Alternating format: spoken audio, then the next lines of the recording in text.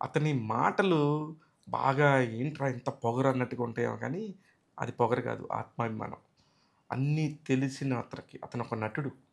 అన్నిటికంటే ముఖ్యంగా అతను ఒక స్టేజ్ ఆర్టిస్ట్. స్టేజ్ ఆర్టిస్ట్‌కి ఎవరితో ఎలా మాట్లాడాలి? ఎవరితో ఎలాగా బిహేవ్ చేయాలి? ఎటువంటి సందర్భానికి ఎటువంటి రియాక్షన్ ఇవ్వాలనేది చాలా పక్కాగా తెలుసు.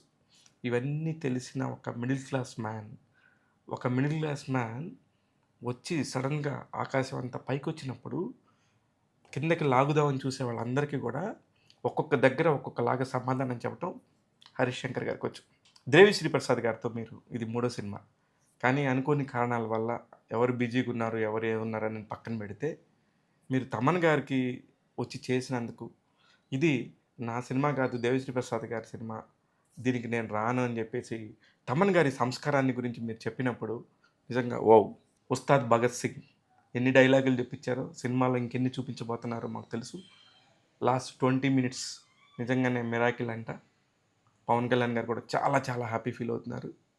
అంతే మీతో పనిచేసిన ప్రతి ఒక్కరు గూడా హరీష్‌తో మళ్ళీ మళ్ళీ ఎందుకు చేస్తారు? రవితేజ గారు 3 సినిమాలు చేశారు. అది హిట్టు, ఫ్లాపు ఇవన్నీ పక్కన పెట్టండి. మళ్ళీ అవకాశం వస్తే ఇంకోసారి చేస్తారు. ఖచ్చితంగా ఈ ఉగాది మీరవ్వాలని, ఈ మార్చి 31 బర్త్‌డేకి నెక్స్ట్ ఇయర్ ఎంట్రీ వస్తున్నారు. హాఫ్ ఆఫ్ ద లైఫ్ 50 ఇయర్స్‌లోకి ఎంట్రీ ఇవ్వబోతున్నారు. All the very best.